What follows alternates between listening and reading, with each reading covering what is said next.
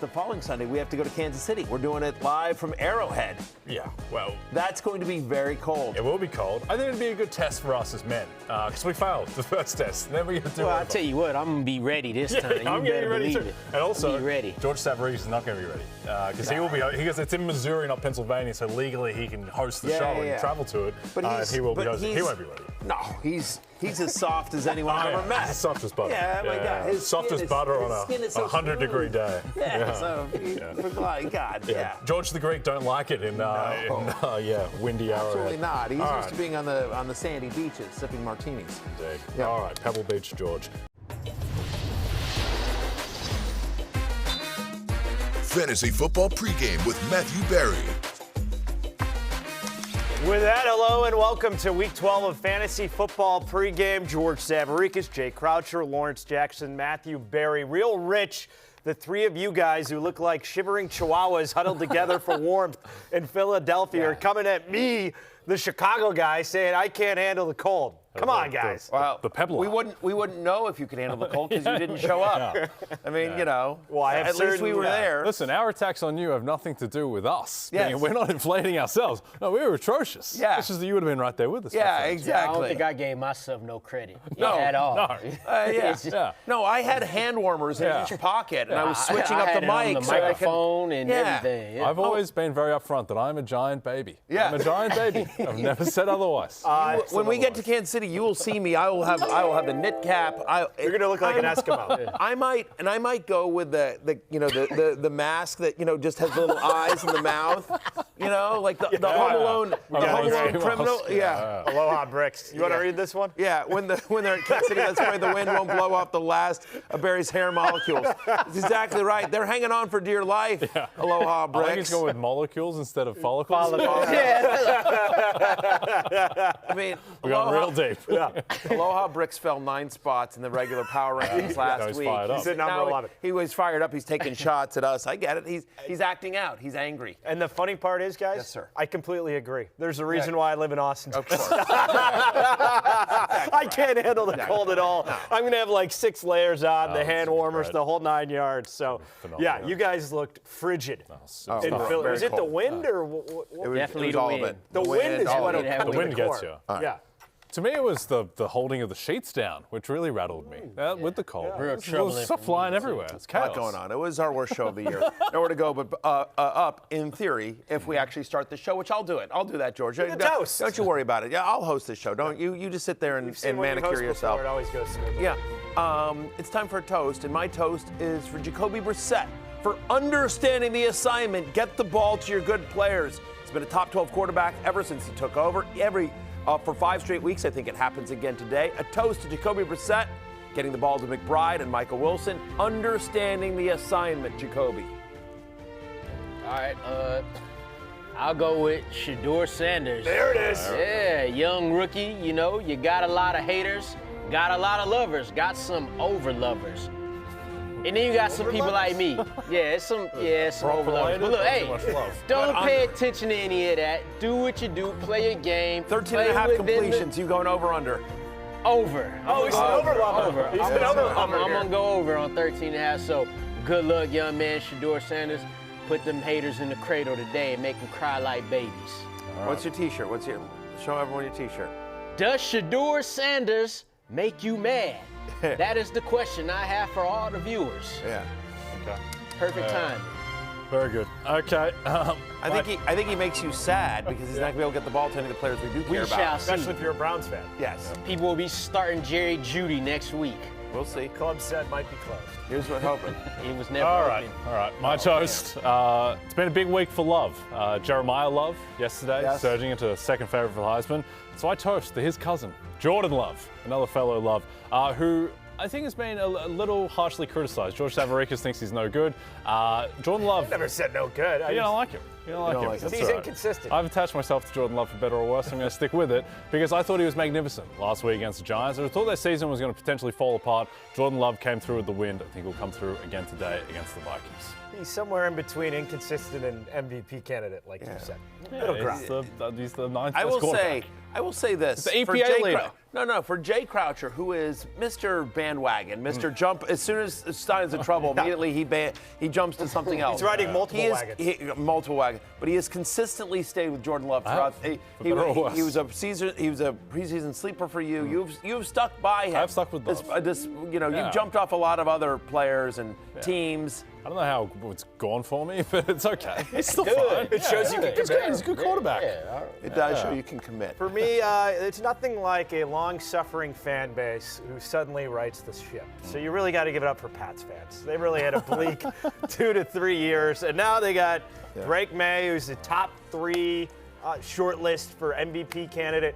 Mike Vrabel, I think, is going to win Coach of the Year. Got a completely raw job with the Titans. It's been amazing the season they have put together, and now the AFC East has to shudder because this looks like a duo that could go on a run for the next 5 or 10 years. So I give it up to the Pats and their turnaround. I didn't know it happened this quickly, and I think Drake May is going to be the best quarterback out of that class. We shall see. I agree, George.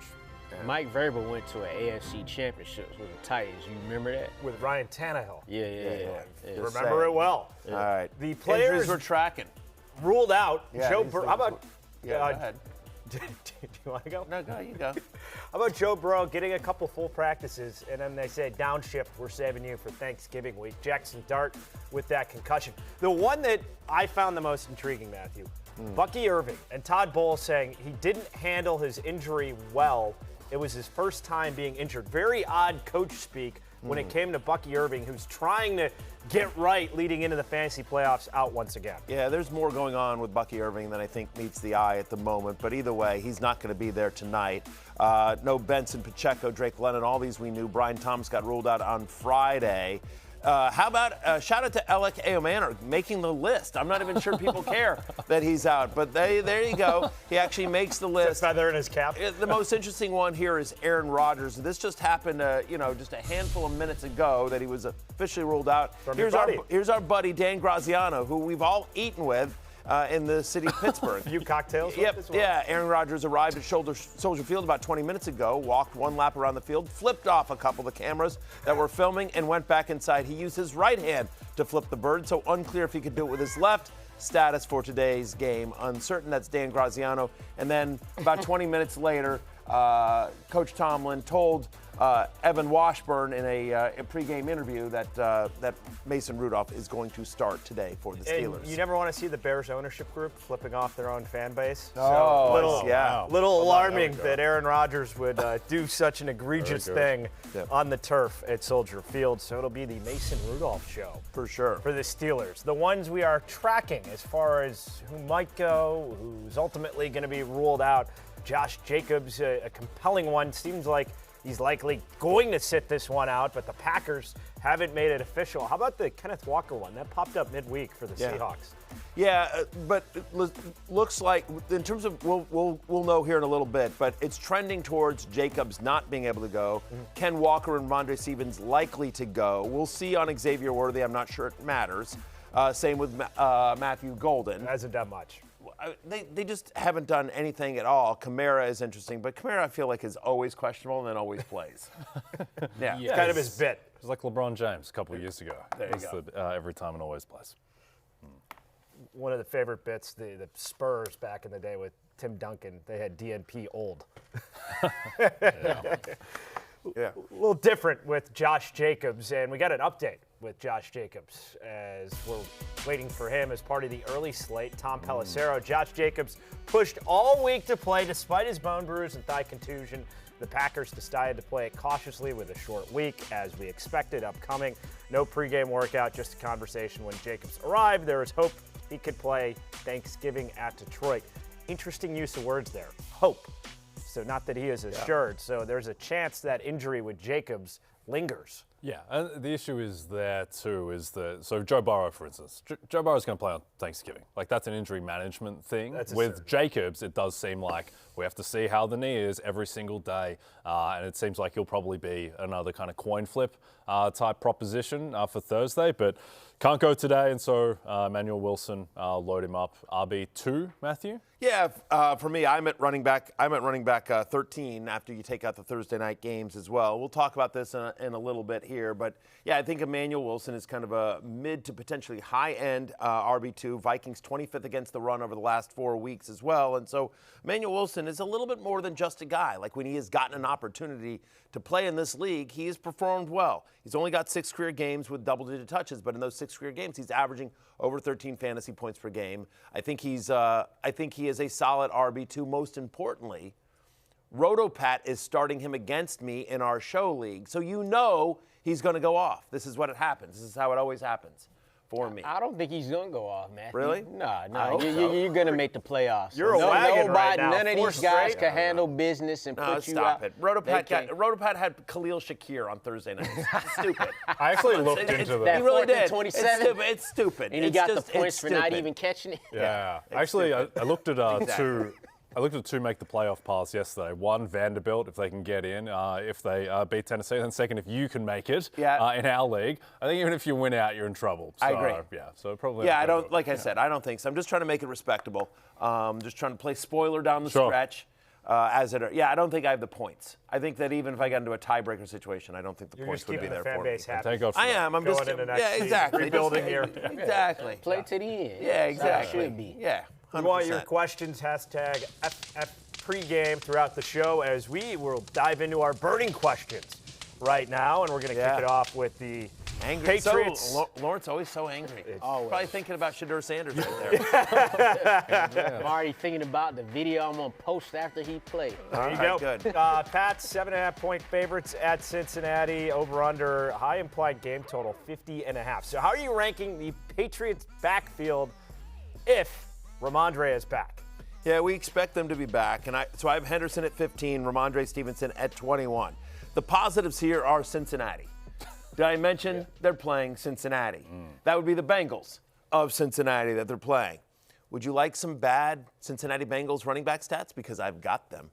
Did you know the Bengals allow 185 scrimmage yards per game to running backs this season? They've allowed at least 16.9 fantasy points to a running back in every game this year. And they've allowed at least 31.5 fantasy points to opposing backfields in 8 of 10 games.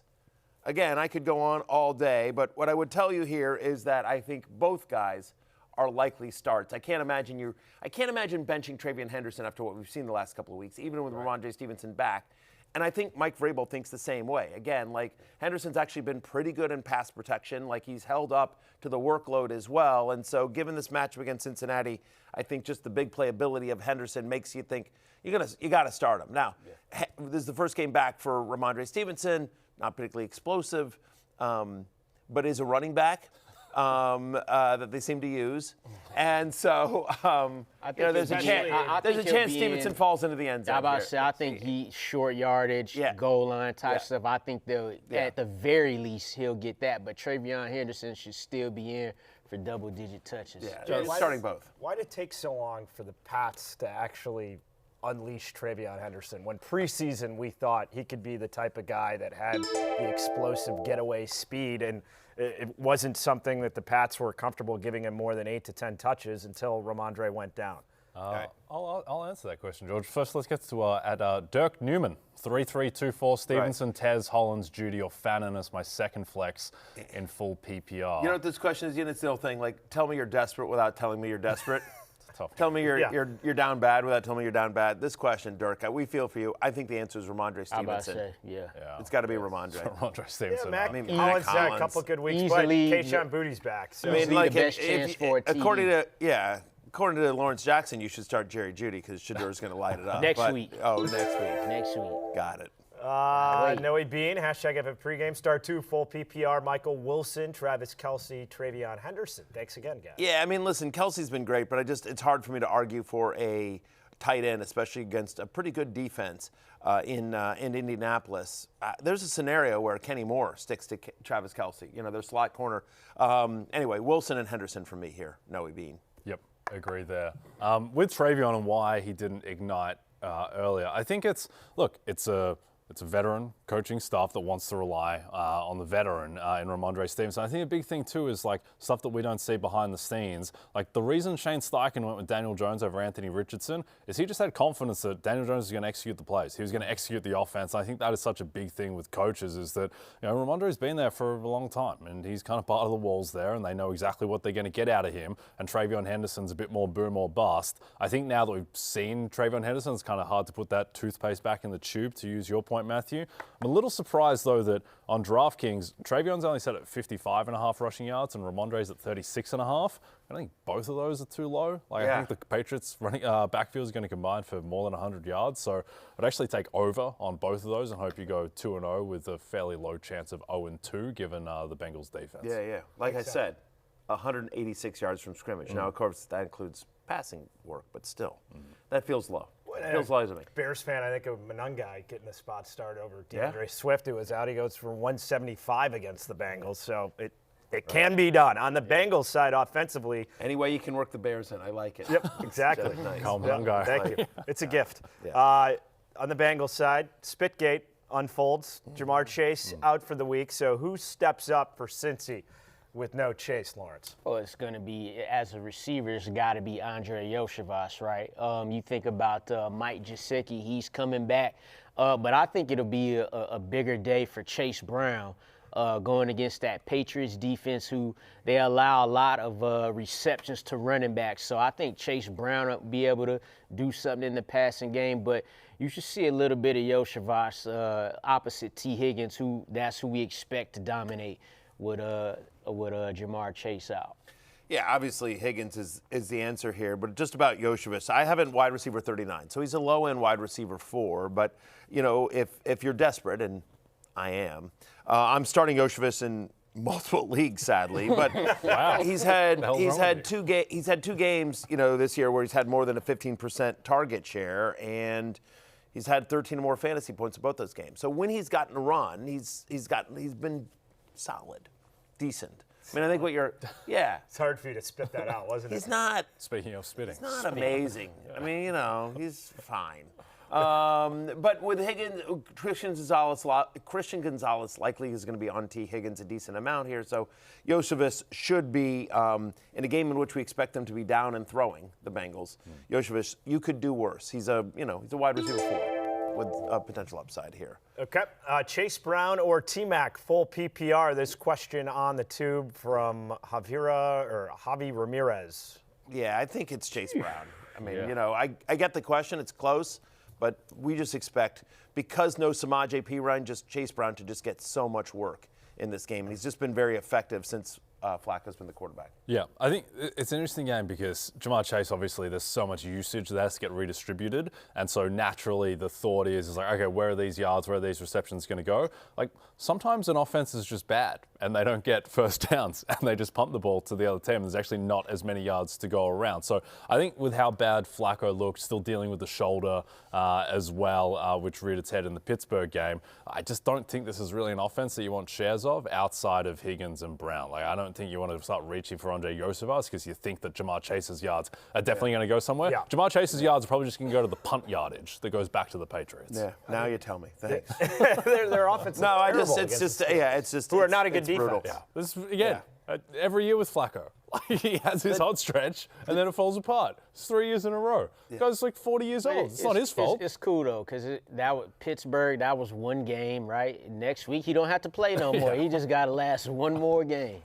If you saw the lineup that I'm starting in Scott Fish Bowl, which is this big tournament that we do for charity, and we drafted in July, like 5,000 teams. Like it made the playoffs, but like barely. Like my first round pick was Jaden Daniels, second round pick Malik Neighbors, Mike Evans in the 5th. Like my team is not. It's like I'm starting, and I've got a bunch of guys on bye this week. So it's like I got Michael Wilson and Yoshivas, and it's like it's every Michael Wilson's fine. Emmanuel Wilson. Like I am piecing it the F together. My quarterbacks today are Mason Rudolph and Tyrod Taylor. Like it's just it's ugly. It's the ugliest playoff team in the history. Oh my God, it's awful. It's awful. To NFC North matchup, the Vikings, who somehow their last road game clipped the Lions, but then J.J. McCarthy looked terrible at home against the Bears. They go to Lambeau to face the Packers. Packers favored by 6.5, over under 41.5. If Josh Jacobs is a no-go, what are reasonable expectations for the Green Bay backfield, Matthew? Yeah, Emmanuel Wilson will have 300 yards rushing. I think that's realistic. No, look, we talked about it when we talked about it at the top of the show here, George. Thanks for watching the show. Look, he's had 6 career games with double-digit touches. He's averaging over 13 fantasy points per game in that. I think he gets a decent workload here. You'll see some of the other guys as well, but Emmanuel Wilson is the only guy you're going to start. They like him. They like him here, and it's worth noting that teams that face the Vikings this year are averaging 26 running back carries per game. That is a league high. So teams have found that they can run against Minnesota. That's what they want to do. Your fandom of Jordan Love notwithstanding, I do think it will be a run-heavy script against the 25th ranked run defense over the last month. Yep. Emmanuel Wilson on DraftKings said it's 67.5 rushing yards and -115 anytime touchdown scorer. So once you take the juice out, looking like 50% chance of getting the end zone and 67 rushing yards. Yeah, again, Rotopet is starting him against me. He is going to go off. That is how it works. That is very logical. Emmanuel Wilson is the answer here. Brandon Schroeder, 3380. He's asking Emmanuel Wilson or Rome Odunze. Wilson, to me, is the answer. Yeah. Brandon Schroeder, 3379 was taken. Yeah, probably. 380. Yeah. Highly coveted name. On the Vikings side, J.J. McCarthy, he's looked terrible, to say the least. Six touchdowns, 8 picks. Who has a better fantasy day, J.J. McCarthy or Shedeur Sanders today? Shedeur going up. I'm sorry, J.J. McCarthy's going up against a better defense. Against the Packers. This is true. But I still say it's J.J. McCarthy. Yeah. Guess who? Because he run. Shedeur run the other way. You'll like this. I'll go Shedeur. J.J. McCarthy's QBR is 26.5. He is behind Jake Browning. Yeah. The only quarterback under him is Shedeur. Yeah, right, 2.4 right. after his limited start. He played a half. Here's the case. He didn't get the first team reps. I get it. I know. Yeah. I know all the talking points. Which I love everyone I know going. all the talking points. Everyone going nuts on that, and then Matt Ryan's like, never would a backup get first team reps. Like that doesn't. No, of course. That doesn't happen. That's the wrong people saying that, because I'm with y'all on that. It's like, Colin Smith, 6816, Flex Addison Worthy, or Sean Tucker in PPR. Yes, it's bad out here. dang. We feel you on that.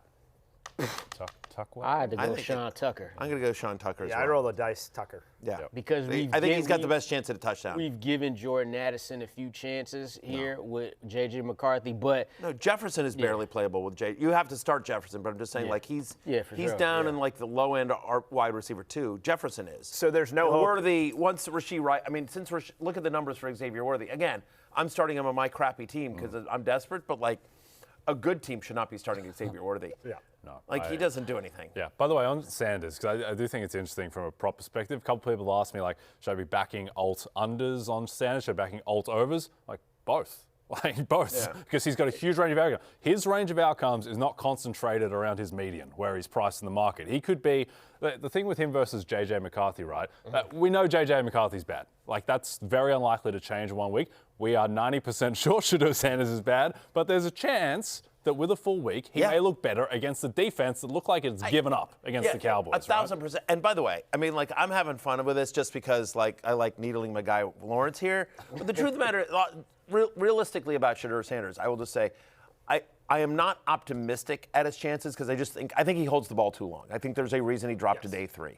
But I will say, that kid, and I understand he brought a little bit of on himself, but that kid has taken a ton of S. You know what I mean? He's just taken so much crap. I'm rooting for him. I hope he proves the haters wrong. So I don't think he will, but I hope he does. Like, I legitimately, like, I think, you know, as far as I can tell, since he's gotten to Cleveland, he's just kept his head down. He's done everything he can to be, you know, a good teammate and learn what he can. And I don't know. Yeah, the guy's taken a ton of crap. But, like, so for a backup quarterback, you know what I mean? Like, to the Shedeur point, and I'll say this for J.J. McCarthy, is there any hope left in the Minnesota pass game Is there hope? Yes. And I'll say this with J.J. McCarthy. You're saying there is hope. There's hope. He's a guy who's played 5 games as a he's basically a rookie.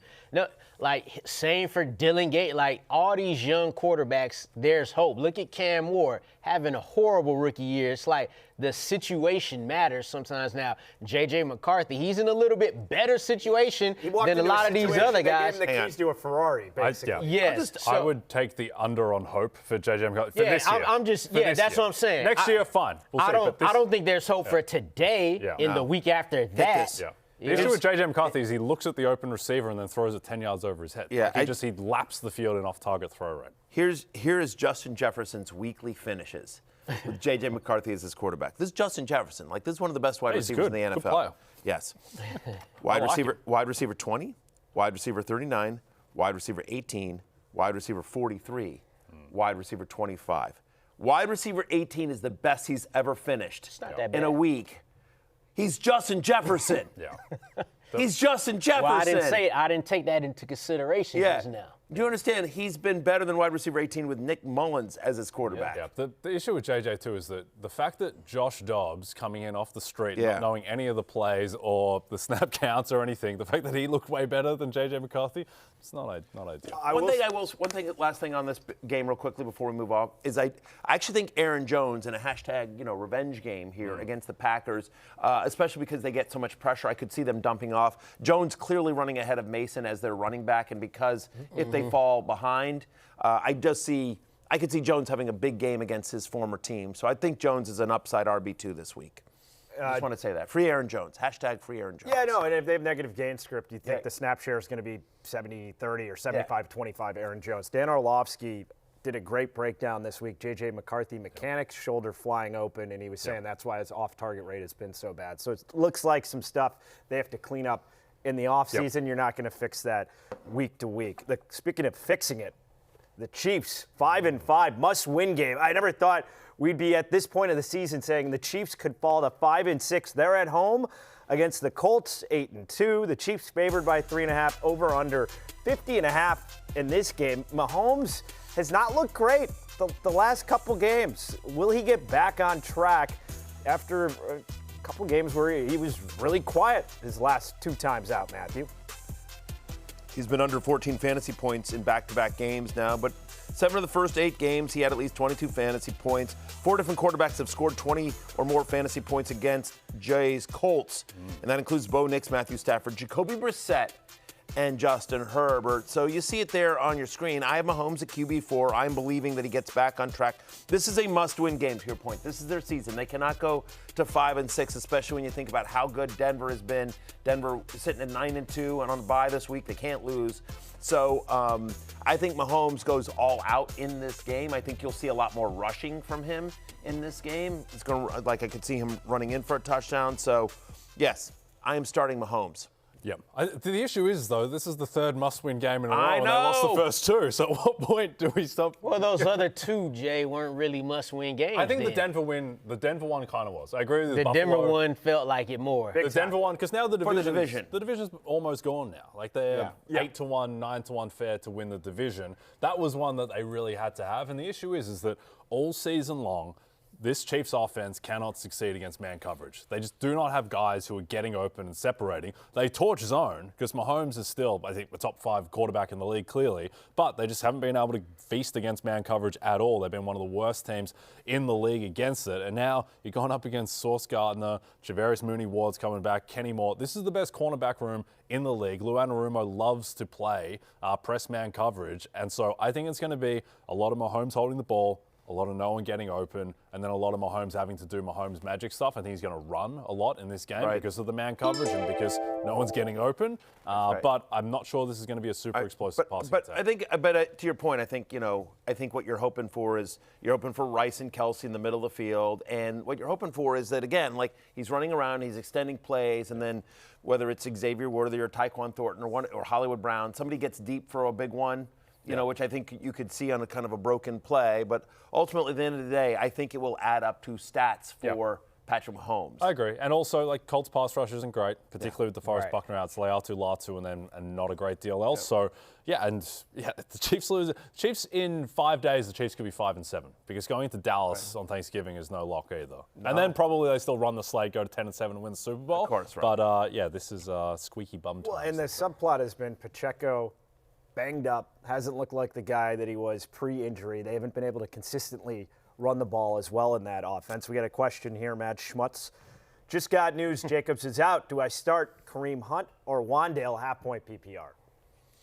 If it was full PPR, the answer is Wan'Dale, and it's not close. But no Isaiah Pacheco today, so this one's a little bit more. Here's what I will say. Kareem Hunt has the better chance at a touchdown of these two guys, obviously. But I weirdly think Wan'Dale has more of the floor. You know what I mean? Like, I think Wan'Dale Robinson, James is going to start for the Giants. Wan'Dale Robinson against the Lions secondary that's still a little bit beat up. Like, that game's in Detroit. Like, I think. Yeah, Jameis has shown throughout his entire career he can accumulate passing yards. Like, his issue has been turning the ball over and negative plays, but he can get you passing yards. He's Jacoby Brissett with better sound bites, Jameis Winston. Yeah. And I think that he will be able to get the ball in a dome to Wan'Dale Robinson. So that one's close, but I'm going with Wan'Dale Robinson. It's close, but for me, Wan'Dale for me. Lawrence, you?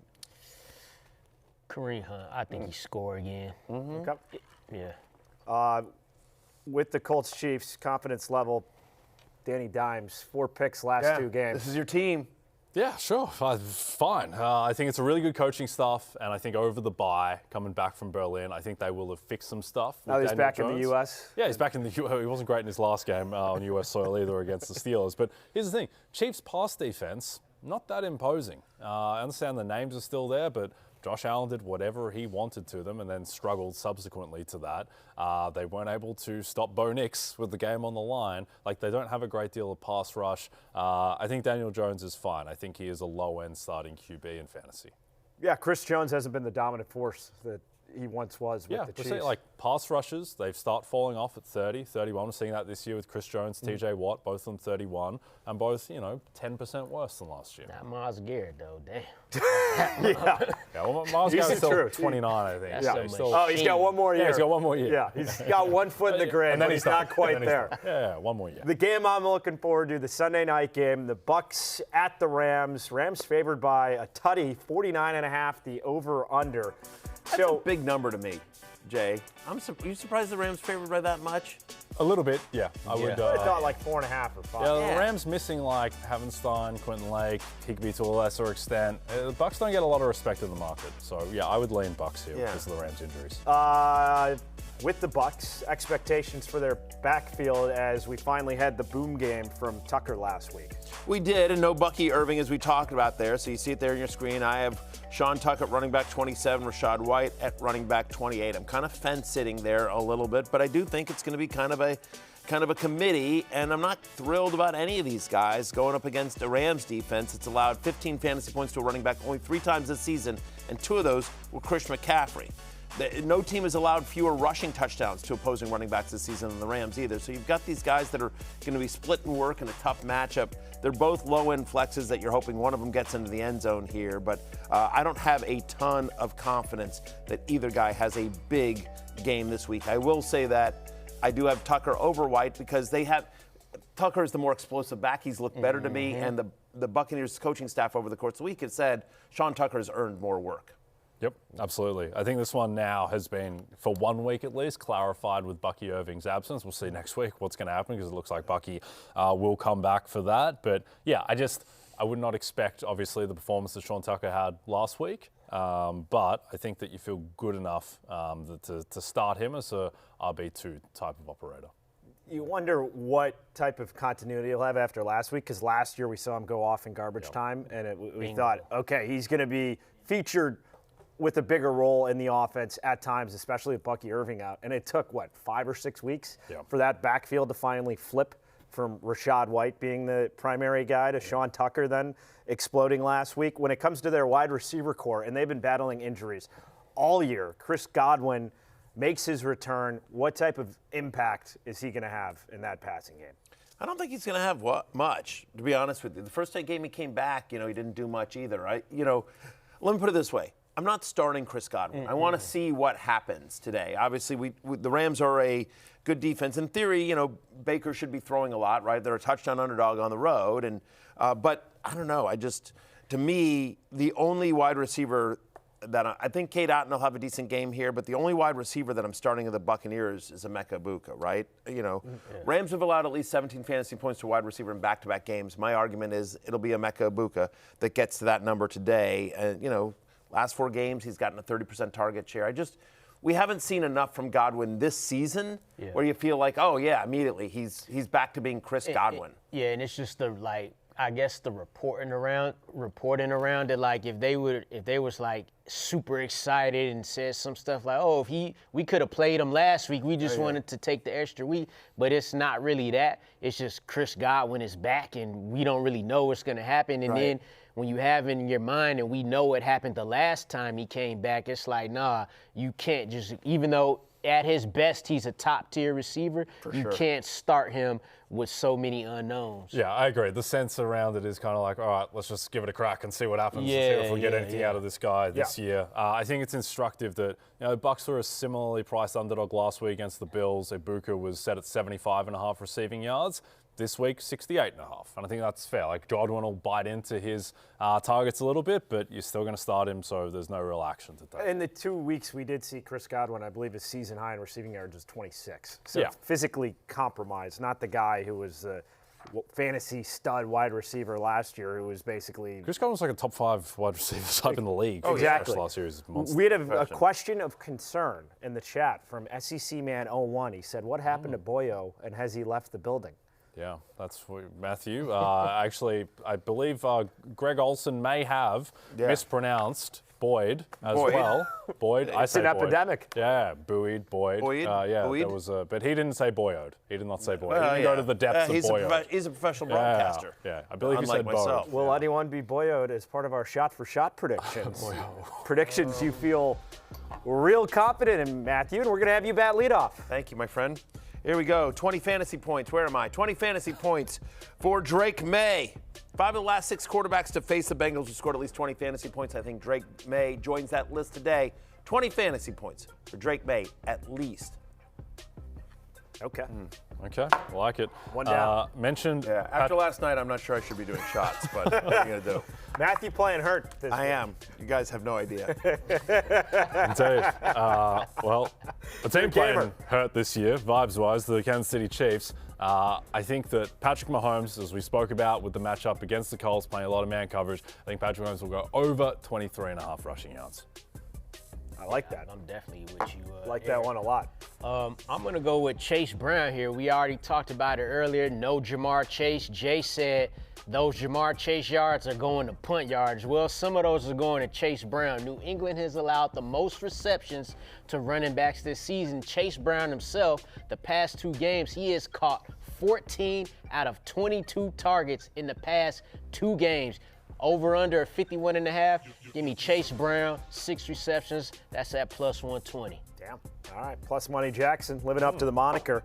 I'll give you the shout out. You've been an early adopter with Alec Pierce. We're all over him. My son. Preseason love list. His receiving yardage over under at 56.5. He's gone over this number 4 straight games. So I think he's maybe not the 1A in the offense, but he's gone well past Josh Downs. It's basically him, Tyler Warren, Michael Pittman as the trio that Daniel Jones has been feeding week to week. So I think it's going to be another big game for Alec Pierce. Sir Alec, as they call him. Mm-hmm. I like it. All right. Over to you. Yes, sir. King Henry. Derrick Henry. You may have heard of him. He's a running back of some renown. I say Derrick Henry gets at least 100 rushing yards and a touchdown today against the New York Jets. It's cold. It's miserable. They're not going to want to deal with this. Running backs that see at least 15 rushes, I should say. Running backs that see at least 15 rushes against the Jets are averaging over 19 fantasy points per game. Derrick Henry, at least 100 yards and at least 1 touchdown against the Jets. King Henry rides again. Okay. Team that should have signed King Henry a couple of years ago, Dallas Football Cowboys. I say they cover +3 against the Eagles. No Lane Johnson. This Eagles offense looks broken. I think this Dallas defense is revolutionized, is a little strong word, but I think it'll be significantly better going forward with Quinn and Williams. Saw somebody out against the Raiders. Season on the line for the Cowboys. I think they cover +3 at home. I like it. You know who else going to cover, Jay? The Cleveland Browns in Las Vegas. No, matter of fact, they ain't going to cover. They going to win. Ooh, this actually went down, too.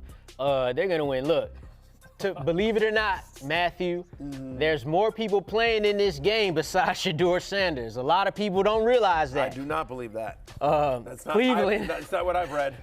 The Cleveland Browns, well, let me tell you, they happen to have the number 2 defense in the NFL.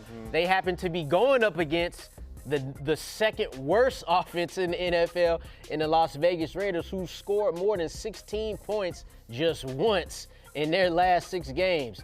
The over-under is 35.5. I think that plays to the Cleveland Browns. They will go on offense through Quinshon Judkins in the run game, another player in the game besides Shedeur Sanders. I take the under. Cleveland Browns. Yeah, give me the under on 35.5, by the way. Oh, wow. Yeah. It don't matter what the over-under is. Not a lot of points to play with, but I don't care if the over-under is 20. Browns win. okay. Ryan Oswald in the chat saying Matthew looks rejuvenated after 2 shots. So Some go the other way, though. some signs of life. Someone who hasn't been rejuvenated, Daniel Jones, last 2 starts, 4 picks, over under half an interception. I got the over, -116. Sure. Another pick for Daniel Jones. Yeah, you're a hater. You're a hater. All right. Here we go. Where's my last drink? Okay, here we go. Cut off the service to Matthew. I say 15 fantasy. Get him out of here. I say 15 fantasy points for Jameson Williams. Look, he's been a top 10 wide receiver both weeks that Dan Campbell's been calling the plays. Dan Campbell's going to call the plays today. So, ergo, therefore, ipso facto, Jameson Williams has another 15 fantasy points today. Jameson Williams. J-Mo goes off against the Giants. Quick sidebar. I hate how if you jump on the goalpost, that's a celebration penalty. There should be no penalties for any celebration. Like, Absolutely none. why do they delineate that that's a penalty if you jump on the goalpost? It's so dumb. Yeah. In soccer, there's one penalty. You take your shirt off. That's a yellow card. That's it. Let's bring that. Yeah, fine. You take your shirt I off. think that should be. Yeah, I don't think so either, but let's raise the bar. You took your pads off? Yeah. Antonio Brown did it. He didn't get a penalty. Let's leave. He left the game, but he didn't get a penalty. Called it a career. All right. New Orleans Saints. They beat the Atlanta Falcons today as -130. Moneyline favorites. Who'd have thought? Just the short 18 months or so after the Falcons signed Kirk Cousins to that deal, I think it would be the inferior quarterback in this matchup. It's true. Who'd you rather have in this game? Tyler Shuck and Kirk Cousins? I'll take Tyler Shuck because he can throw the football down the field. So I think that the Saints, they beat a sad and broken Atlanta Falcons team. Hey, Kirk Cousins part of a blockbuster trade this week in the League of Assholes. Oh, great. I shipped him off to producer Steven Big time player. for some pocket lint. That trade was a shuck and shame. All right, going to Sunday Night Football here on NBC. You know, give me two of the best quarterbacks in the game right now, Matthew Stafford and Baker Mayfield. They will combine for 525 passing yards tonight. Look, the Rams in Tampa Bay have the 18th and 22nd best running defenses respectively, so they're both good against the run. You see the over-under 49.5. Bucks gotta get it done through the air as well, because we talked about it earlier. Tough Rams D. On the other side, you got Vita Vea clogging up the middle, so I expect both quarterbacks to throw and cover 525 yards passing combined. Love it. I'm buying all that, Lawrence, and I'm sticking with the Sunday night game, Bucks-Rams. It is going to be a shootout. Points. Give me the over 49.5. This is going to be a high-scoring one, a fun one to watch on NBC tonight. Yeah. Wow, George didn't shave today. Looks like patches win matches, apparently. Yeah. I love Mr. 5 o'clock shadow here. Said, what are you, Steinbrenner on the Yankees? I can't grow facial hair. Policing I can't grow hair. facial hair. It doesn't count. Is Barry under the weather? Can we get him some Russian medicine, a.k.a. a bit more vodka. From Jonathan Medici 7. Yes. Skull. That's from Friday's show. Medici gets it. The real ones know. The regulars always delivering on a Sunday, as we got more to come on Fantasy Football Pregame when we return. Yep.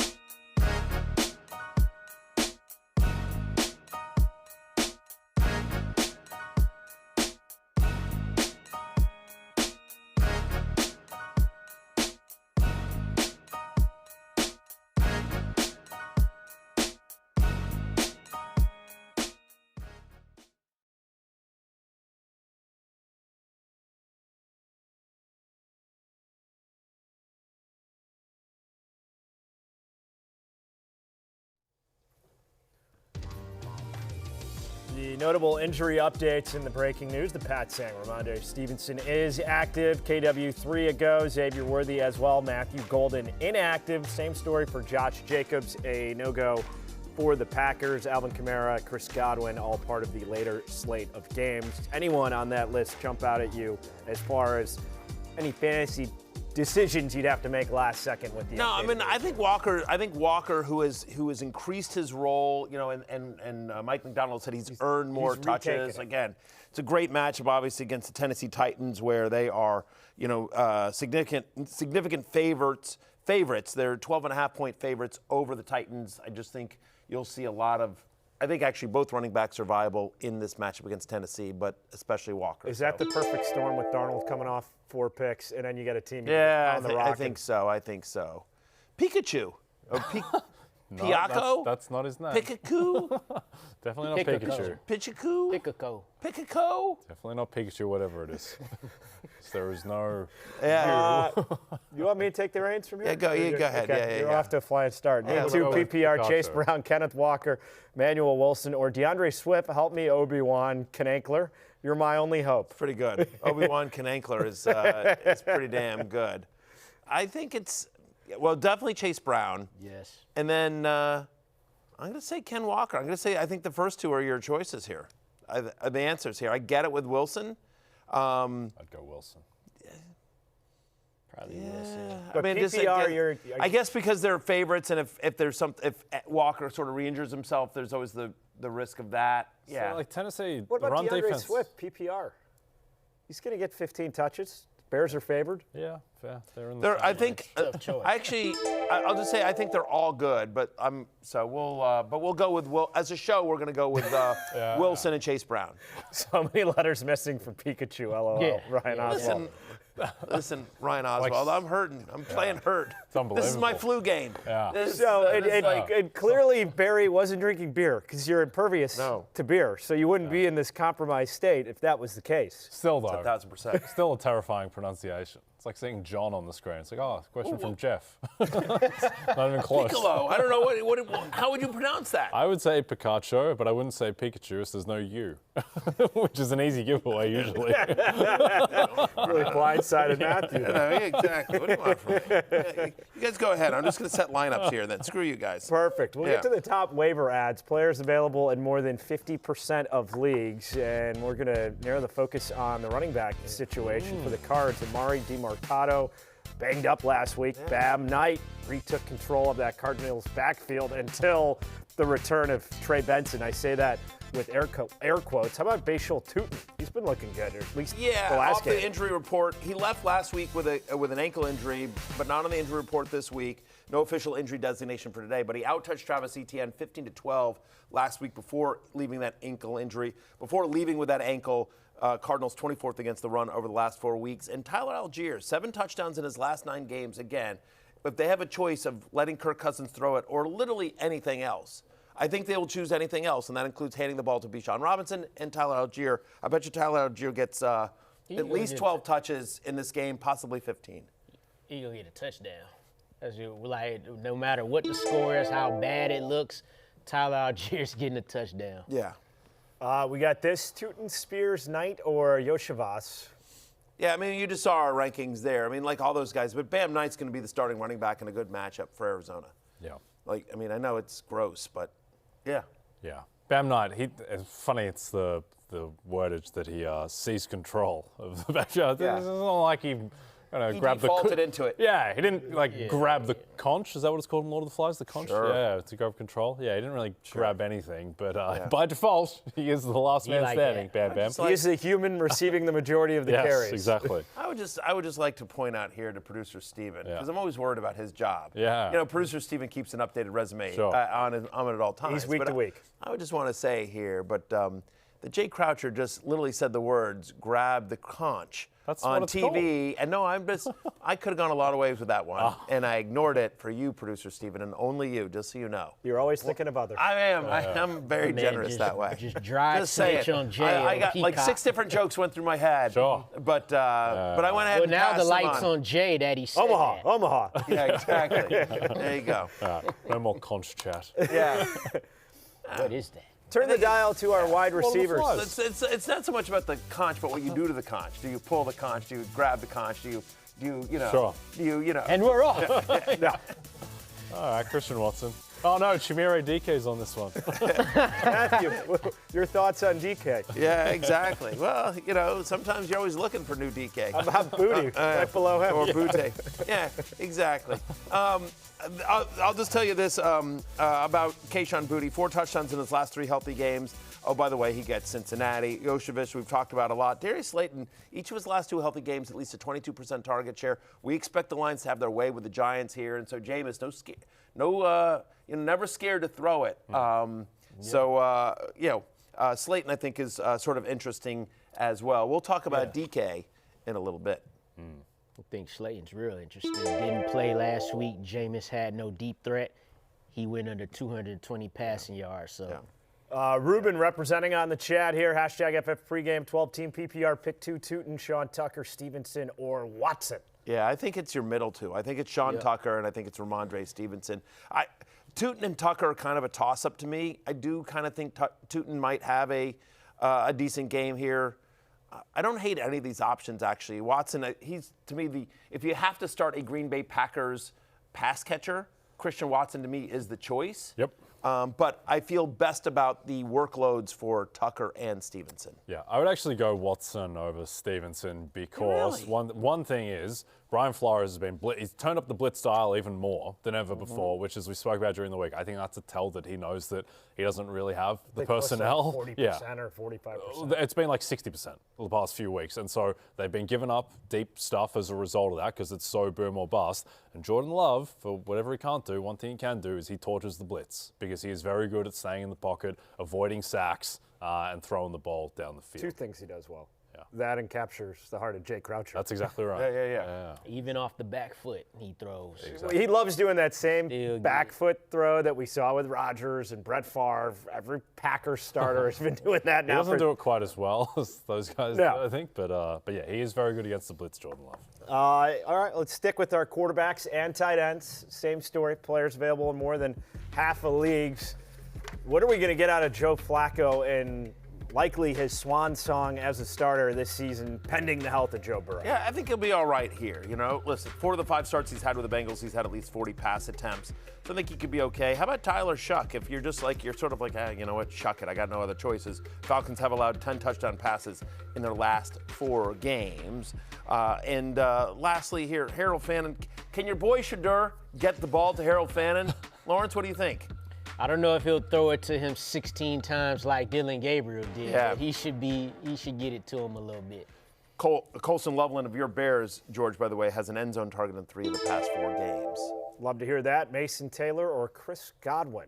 It's Mason Taylor. With Tyrod Taylor under center, Mason Taylor, I think, is the play here, and I'll tell you exactly why. I dropped Mason Taylor in our league, just, like with Justin Fields under center, and then Rotopat. Rotopat, who had Zach Ertz on a bye this week, Rotopat grabbed Mason Taylor and is starting Mason Taylor against me. So that's always how it works out. I drop the guy, and then Rotopat grabs him and is going to use him against me this week to beat me with Mason Taylor. And that sucks. Yeah. That's always the worst. Foisted by your own petard? Yes, exactly. Hoisted. Hoisted by my own petard. That's exactly right. My petard has hoisted me. Yeah. So the answer, Mr. Prentice here, is Mr. Pete Nice. Yeah. Pete Nice? Oh, Mr. Pete Nice, yeah. Are you literate? No R. English is my second language. English is my second language. Everyone knows this. Answer's Mason Taylor. I can only imagine you at the DMV trying to go. Oh, it's awful. It's awful. Brutal scenes all around. What the hell's wrong with you? There's no R after the P. He's saying double right now. What do you expect? Well, they have those things. They have those things, and sometimes you see them online where you can just sort of read, and they don't have all the letters because your mind just sort of. So that's what I did. It looked like Prentice. So you just wanted to say Prentice? Yes, Travis Prentice. Yes, Travis Prentice. Good name for right here. This is NBC, home of The Apprentice. Look at you. All right, here's our desperation plays available in over 80% of leagues. And you know what? My wife and I were out with a bunch of people last night, and one of the women there was saying, she asked me, she says, I'm thinking about some strange DK. Should I pick out should I pick up Shamari DK? And I said yes, absolutely. I think he could be in backup mode. Obviously, they're big underdogs. No Calvin Ridley, no Alec Iomanor. So DK is the #1 wide receiver for your Tennessee Titans. Yes, Matthew's always been big on DK. I prefer Chigakonkwo. Sure. I like to get Chiggy. He cost me a lot of money by having the Titans cover +5.5 against the Texans, where Cam Ward looked for him on that deep ball at the end to tie up the game. But Cam Ward, bit of a rapport with Chigakonkwo. Sure. And in a game where they're probably going to be throwing, because they're going to be losing by a lot, because the Seahawks very good. I think Chigakonkwo, he can get you 4 for 48. There you go. Two Titans right there. Yeah, exactly. On hot offense. Yeah. On a hot offense. It's basically half their offense is a desperation play. I'm going to go Andre. I'm going to go. Barry's friends last night. Are you sure you want another one? From you know the what? chairman, 227. Hey, Chairman 227, I got news for you. The Drunkler. No, they were calling the Drunkler is the Drunkler's a good one. Honestly, I wish they had said, "Are you sure you want another one?" No, what my friends all said is like, "Here, have another." No, my friends didn't help me out at all. You were at home base, so of course they're just like, "Yeah, keep feeding the beast." And I will tell you this: the three of you all met my wife Beth. If anyone has ever met my beautiful wife Beth. My wife is a pusher. She is truly, she's the pushler. And so if you are ever with my wife in a social situation, you will never have an empty glass. My wife constantly is pushing. That's a good host. Yeah, oh, she's the best. Yeah. She's the best, but sometimes the worst. Hey, rounding it out, Lawrence said Yoshibasa, Luther Burton, who had a 69.4% route share last week, season high. All right. For the Let's Bears. go. 3, 2, 1, yep. Missed. Oh, boy, brutal. I feel like Dylan Gabriel. Yeah.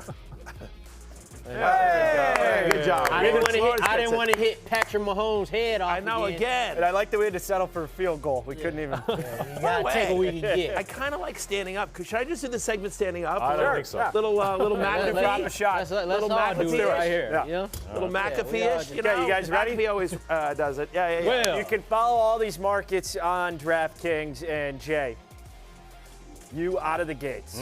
Jackson Smith and Jigba, longest reception, 28.5. Easy over for me, this one for JSN. The only team that is worse, to my mind, giving up explosive pass plays is Matthew's Washington's Commanders, so I think the JSN will get deep for at least one against the Titans. Lawrence, you get a combined total for Breece Hall, rushing and receiving yards, 87.5.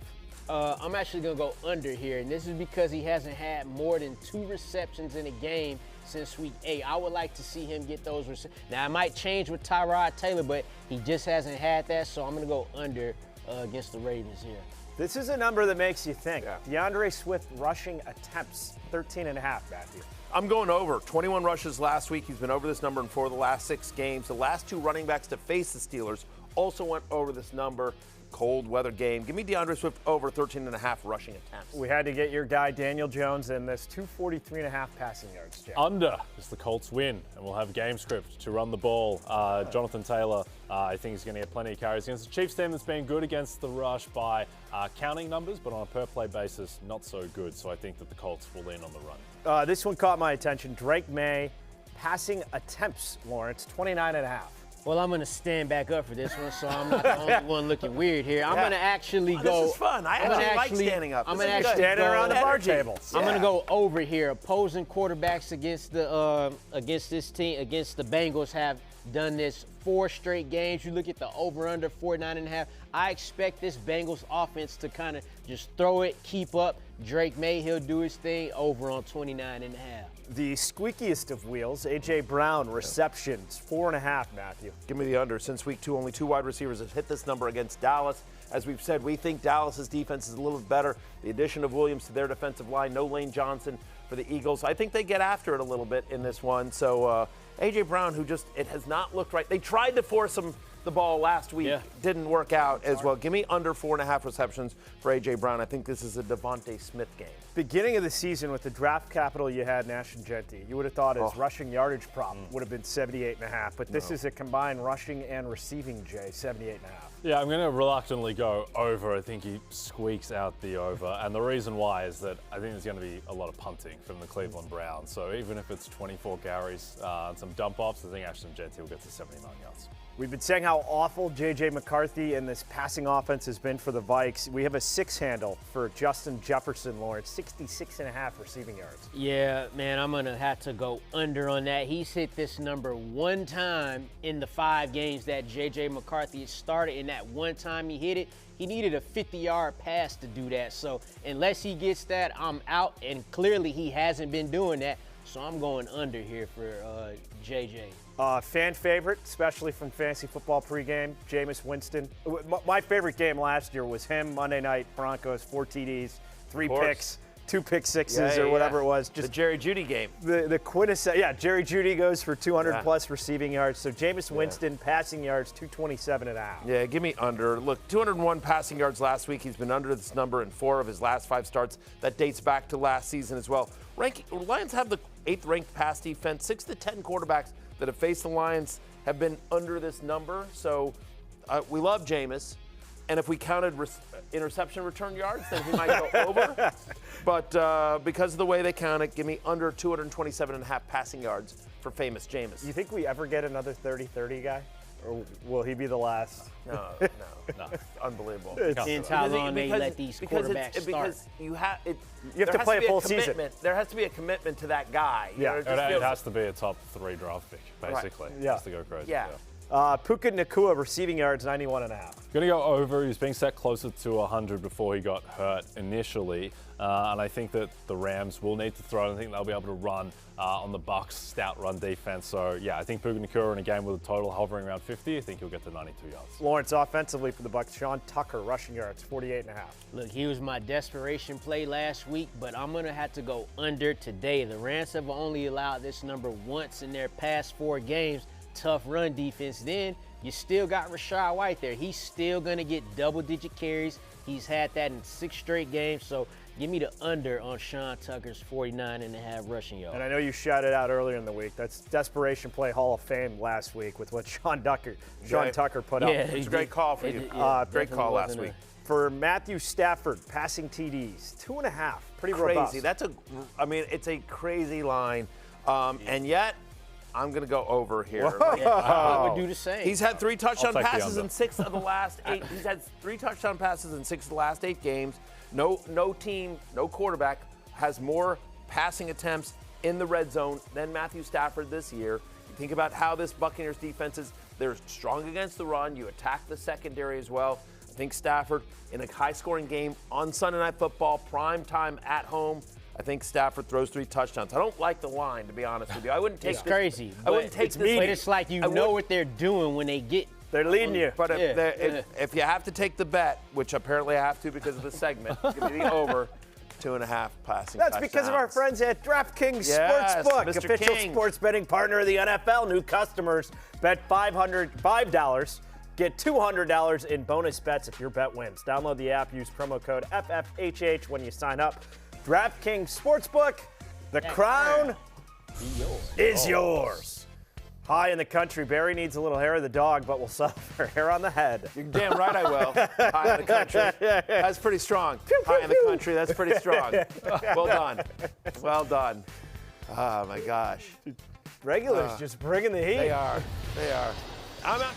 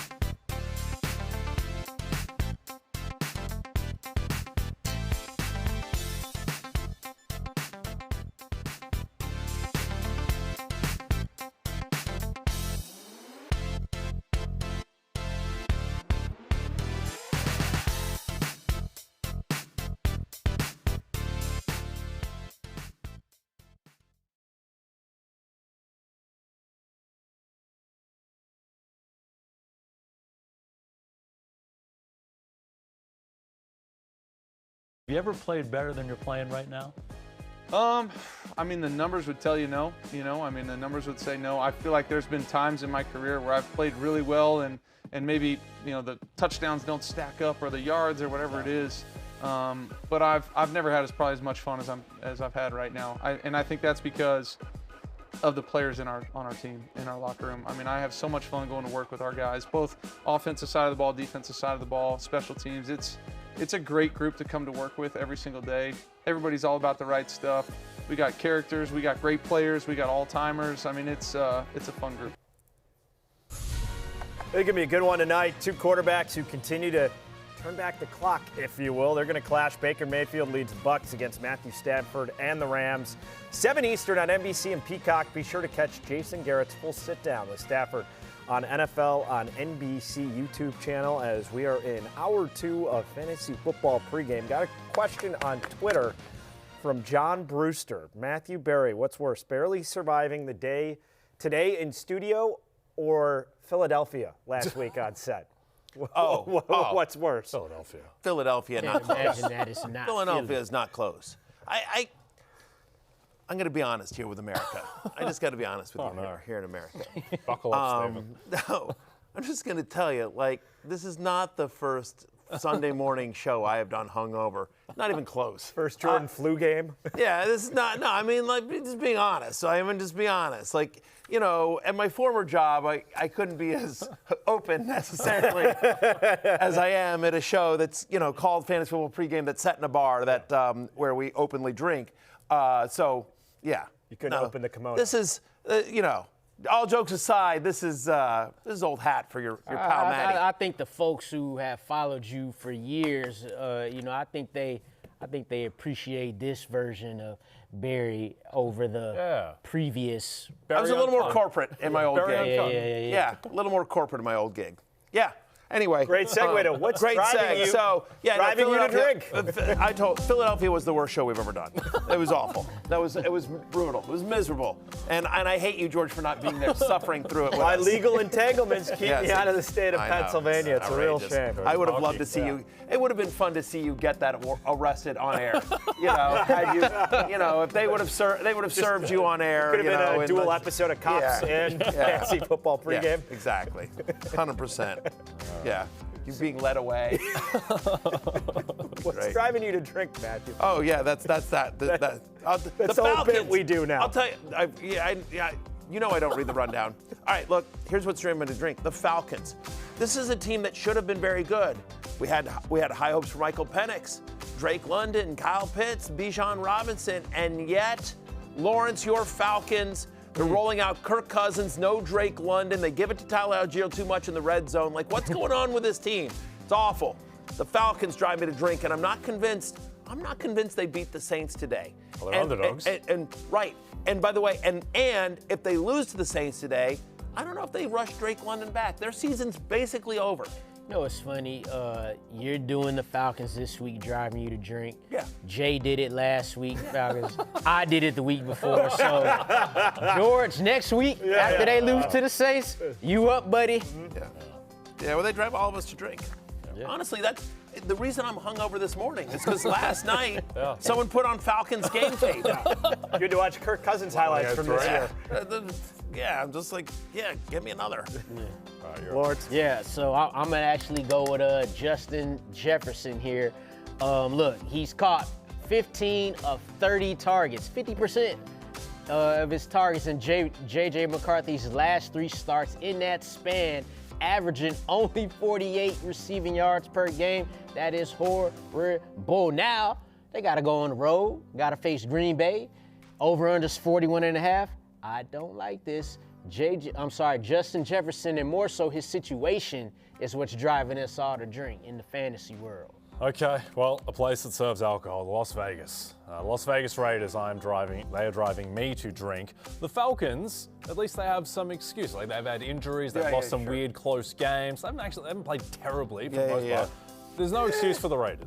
the Falcons could easily For who they have played. The Falcons could be 5-6 or 6-5 as a few things had gone their way. The Raiders have no excuse. Like, yeah, they got some injuries on the offensive line, but why is this team a comedy sketch? Like, why are they this bad? Why are they so poorly coached? What's going on with the effort level? That effort against Dallas was an abomination. And I think that, it would be perfectly fitting if their season culminated in losing to Shedeur Sanders today. So they're driving me. One of the great wonders of the world, how the Raiders, week 1, went on the road and beat the Patriots. And also, J.R. Smith was really good in that game. Yeah, he throws for 62 yards, like week 1. 25 years ago, and Rich Gannon was the quarterback. Future civilizations will wonder how that happened. Who's driving me to drink? Mr. Magic Loogie, Jamar Chase, who last week, 3 catches for 30 yards. And then not only, the Loogie thing happens, then he tries denying it, and it's clearly on video, him hawking the Loogie. A lot of it, too. Just own up to it. Yeah, I lost my cool. I melted. And then even his coach is saying, he's going to apologize for that. And then he denies it and tries to pretend like it didn't happen. So fantasy managers who need Jamar Chase now have to deal with a 1-week suspension off of a bad game. So he's driving me to drink. Yeah. It's fair enough. Best part of this week's show, George, you missed it, was Matthew defending Fantasy Life investor Jamar Chase, which was very good. What was the defense? Well, I just he invested in his company. My defense. I stand with Jalen Ramsey. My defense is that I'm in business with him. I'm not going to pile on. Amazing player. Boneheaded moment. I'm just saying we stand with him. I'm not saying I condone spitting on another man, but I'm just saying you stand with Jamar Chase. Yeah. Well, to whatever that entails. I'm just saying I support him in this time of need. And you also support the man you have at number 1 in your rankings, Strike Bank. Dirake Maye, as some people call him. Well, he's got Cincinnati. He's a red-hot quarterback playing the Cincinnati Bengals, who have given up at least 2 touchdown passes 9 of the past 10 games. 5 of the last 6 quarterbacks to face Cincy have scored at least 20 fantasy points. I think Drake May gets there with my shot for shot. As you know, he's my QB1 of the week. He's my QB number 1 in my heart. He's QB1 this week. Guy who's cracking the top 3, Lamar Jackson. And let's get to a question here first from Old Maverick Guy. Who has a better day, Goff or May? Next. May. The answer is Drake May. Okay. And in the next league, I think it's Jordan. I actually think it's Jay's guy, Jordan Love, here. I understand the idea, Sam Darnold's going against Tennessee, but I'm worried they get up so big. And their defense is so good. I could see a pick 6 here or a fumble to recover. I'm just worried that Darnold's not going to have to do very much in this game. Yeah. How many times did he throw the ball against Arizona? He's had 11 pass attempts. It wasn't a lot. Yeah. Under 150 he had yards good passing. He had 3 touchdown passes? That's true. That's fair. JSN still had a good day. Despite his quarterback throwing 11 JSN had times. 93 he had 93 receiving yards, and then he didn't have any more. Yeah. I think it's going to be a little recency bias with how bad Darnold looked last week. The rest of the season, he's been good.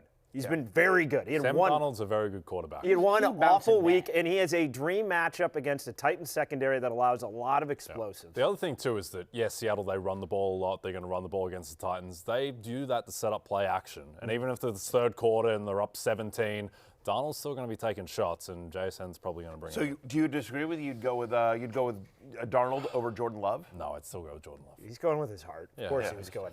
Donald's also in my stable. He's one of my boys. Yeah. Oh, really? It's Donald, Love, and Purdy.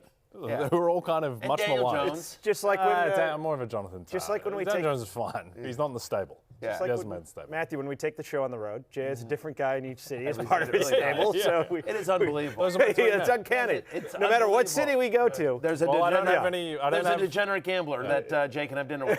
I don't have any men. I have no men in Kansas City. No platonic male friendships. So I'm gonna have to have dinner with George. Yeah. There you go. You're importing one. Yeah. You're importing a platonic male friend. Yeah, usually he just flies him in if he has to. Fair enough. Tweet the show, #FF Pregame, and then we're getting into the chat on YouTube as well with the regulars. So Lamar Jackson, a guy who's inside Lawrence, the top 3 in the QB ranks, and he seems poised to have a monster last 6-7 weeks of the season. Yeah, and, usually in the top 5, so we don't talk about him much in this segment. But, look, quarterback 19 in fantasy points per game, his last 2 games versus formidable defenses in the Vikings and the Browns. Well, now you get the Jets, bottom 12 team at allowing fantasy points per game to quarterbacks. They also allowed the 8th most rushing yards to quarterbacks. So if Lamar went to get his thing back going in the running game, this should be a good spot for that. But I expect them to do a little of that Matthew Stafford stat padding at the goal line with Lamar today to get them numbers up a little bit. Yeah, I think it's a little undercovered this year, but Josh Allen and Lamar Jackson not nearly at the same level that they were at last year. Josh Allen is taking so many sacks. Now, Houston, whatever, that's a great defense. Josh Allen's sack rate has more than doubled. Lamar Jackson, he just doesn't look like the same guy. He's not running either. Yeah. Lamar Jackson's not running anymore. Yeah, either it's the hamstring. Even before the hamstring, though, he wasn't playing that well. So, yeah, some questions. There's some questions. Yeah, he's only 32 rushing yards a game, so not quite the numbers of a guy who's had 1,000-yard season before. 11 through 20, and Matthew, what was the poll result? If you're going the Trevler wig, did America want to see that or no? America always wants to see it, but no, I did not do that. I did not. I had no interest in that whatsoever. But I will tell you, I also have no interest in Trevor Lawrence this week. I'm at QB 16.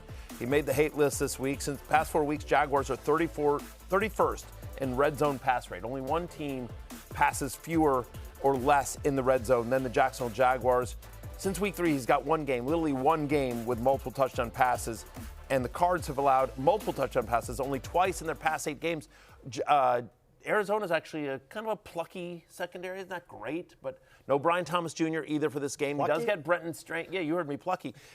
He gets Brenton Strange back for this game, so okay, maybe, but and another week of Jacoby Myers and, of course, our guy Parker Washington. But I'm not interested in Trevor Lawrence today in a one-quarterback league. Well, and how about the disrespect for Sam Darnold? You have Lawrence at 16. Yeah. Darnold at 17. Shameful. Mason Rudolph at 18. You're Sam Darnold, and you're sandwiched in between Trevor Lawrence and Mason Rudolph. My argument on that game is not about his talent, but just about fantasy points. I don't think he's going to have to throw quite a bit. I don't think he's going to throw a lot in that game. I think they're going to be able to run the ball. I think there's a defensive touchdown. It's just going to be, Could be some, Notre Dame, Syracuse type of vibes in this one. Yeah. Which, by the way, was one of the strangest things ever. I need Jeremiah Love to get the ball and go off. They did up 21-0. They haven't run a play on it. It was. I've never seen a game like that where teams unbelievable. I got that in Syracuse, I went to Syracuse. That was upsetting. They're in your stable. They are in my stable. They're one of the 3 as well teams. As Texas A&M and Alabama. That's right. Thank you. Roll Tide. Yeah. But I ignore the fact that I went to Syracuse for college. That's why I root for them, and been able to latch onto Alabama where my son goes, or Texas A&M where I grew up. Yep. Yeah. My dad's a professor. Texas A&M's a good one. Right So Sam Darnold, I agree. The volume's probably not going to be there, but he's shown that he can produce without having to throw the ball 30 times. And the good thing about Sam Darnold is that he has such a high or deep average depth of target that he, even if he doesn't throw a ton, a lot of deep passes that tend to connect with JSN, they tend to go for touchdowns. So I think that Darnold, I wouldn't be surprised if he has a type of day where it's like 15 for 21, but 2 passing touchdowns in there. Let's go to the running back ranks and 1 through 10, and these are the guys who've been carrying fantasy football teams everywhere, especially 1 through 4 on the list. Saquon's been a disappointing act after his 2K season last year. He's at number 5. His schedule gets a lot easier, although Lane Johnson's injury does not help. That's a big blow when you lose Lane Johnson off that line. 11 through 20, so you didn't like the matchup for Trevor Lawrence and or just the player Trevor Lawrence. How about Travis Etienne in that backfield for the Jags? That one I do like because you can run on Arizona. Cardinals have allowed multiple rushing touchdowns to running backs in 3 of their past 4 games. Travis Etienne, despite the Bashal Tutin emergence, still is averaging 21 touches a game since the Week 8 bye. And so I think he's in a bit of a timeshare with Bashal Tutin, but I think both guys can be productive against Arizona today. For the Saints and Alvin Kamara, how are you reading that backfield, Lawrence? Oh, well, we all know that you could run on this Atlanta Falcons run defense. They're a bottom 5 run unit. Kamara, real weird stuff. Weeks 5 through 9, he doesn't rush for more than 35 yards. Then he goes week 10, he gets 25 touches, 115 yards from scrimmage. Then they have the bye. But he hasn't scored since week 1, so it's kind of weird. Like, what do we expect here? Just based on the all-around vibes and who the Falcons have to line up and the potential amount of possessions that the Saints might have, there might be some upside with Kamara today. Only for today. I don't know about the rest, but today he got a solid matchup versus Atlanta. Yeah, big time. Atlanta at home. As we have Alvin Kamara or Jennings for the flex PPR. Fernando Ramirez. I'm going to say Kamara. I'm gonna say I Kamara. actually like Jennings on Monday night, but Kamara just, again, 25 touches last week. I think the volume is hard to turn down. Agreed. Go down 10 more to 21 through 30 in the running back ranks. Must-win game for the Chiefs. Kareem Hunt, are we just hoping he falls in the end zone, Matthew? Obviously. 3 straight games with a touchdown. He's running back 16 over the, running back 18 over the last 3 games. He's averaging 14 fantasy points per game. Colts have allowed 5 rushing touchdowns to running backs in their past 3 games. So, yeah, Kareem Hunt, I think he gets into the end zone. I think he's a good bet for anytime touchdown. We'll see what happens later in the show. Ooh, that's a tease there. He's at 23, David Montgomery. Because I'm a professional. I'm a professional broadcaster. That's how you do it, George. There you go. Just little. You should take notes. That's what all the regulars say in the chat. Yeah, I'm just saying. 24, David Montgomery, Lions. Is this just going to be bully ball for Detroit against the Giants? I think so. If I ask people to guess who has the worst rush defense in the league on a per-play basis, I think most people would guess Cincinnati, and they would be wrong because it's actually the New York Giants, who are actually materially worse than the Bengals in terms of run defense. So I think this is David Montgomery. His games are so dependent on game script and on getting up big and getting into the end zone. This is about as good as it gets. They're almost 2 touchdown favorites. Amazing matchup. So I think that David Montgomery, I think this will be a Monty type of game. And I like the Lions minus 1,000. I like Lions money line. Yeah. Hashtag FF pregame, PPR pick 2 to start between Yoshivas, Montgomery, Kamara, and Parker Washington. Yeah, I mean, I think it's the running backs here. I mean, you just heard Jay. I completely agree with his argument on Montgomery. Kamara, we've talked about. Like, Yoshevich and Parker Washington are nice little, if you're desperate kind of guys that, if you squint, you might be able to get them there. But, no, it's Montgomery and Kamara, and I don't think it's all that close. Rajon Clyde TV with that question. We got another one in the hopper after this, getting to them throughout the show. Hashtag FF pregame. Ooh, Mac. Flexual frustration. Yeah. Monty, Michael Wilson, Juwan Johnson, or Kyle Monangai. Yeah, I think it's the first 2 here, Mac. I get it, Do you think Mac is the sound that he makes when he's having flexual frustration? I'm just curious. What would that sound? It's a thinker. Like? It's a thinker anyway. The answer is Montgomery and Wilson. Yeah, what if you only got to choose one, though? You just assumed because there were 2 Macs that you had to pick 2? Yeah, exactly. That's what I assume. Mac. That almost sounds like a little bit like the Aflac duck. Mac. If there are only 2, I think I'm going. You choose one. Where there's only one. If I can only choose one, if I can only choose one, wisely. if I only choose one, I think Montgomery has the safer floor. I know Wilson had the big game. Jacksonville's going to be aware of it. I like both guys quite a bit. I would say Montgomery's the floor play, Wilson's the upside play. Agreed. Yep. So it depends on what you need, Mac. Yep. Right. We got there in the end, Mac. Don't forget the 5998. Thanks for sticking with us, Mac. Let's get to our wide receiver ranks. Must we? As a guy who generally would be 1 through 10, who was drafted to drink. Jamar Chase not playing this week, so T. Higgins slides inside the top 10 at number 6 for the Bengals. Puka Nacua in the top spot, followed by JSN. Oh, stick with us. As we go 11 through 20. For the Cardinals, Michael Wilson, massive week last week. Dude. Is he running it back this week against the Jags? You see him there, wide receiver 17 for me, had a 32% target share last week. Jaguars do allow the 4th most yards per game to perimeter wide receivers. So Michael Wilson, who is, once again, no Marvin Harrison Jr. in this game. And what did I say at the top of the show? Jacoby Brissett understands the assignment. Get the ball to your good players. Obviously, Trey McBride going to have a massive target share, but Michael Wilson, who established himself last week as kind of as somebody that can play that number 1 wide receiver role. Now, do I expect Jacoby Brissett to throw it 60 times or whatever it is last week? I do not. No. But I do think Michael Wilson is a top 20 play today. It's crazy that you're saying 60 times is only off by 3.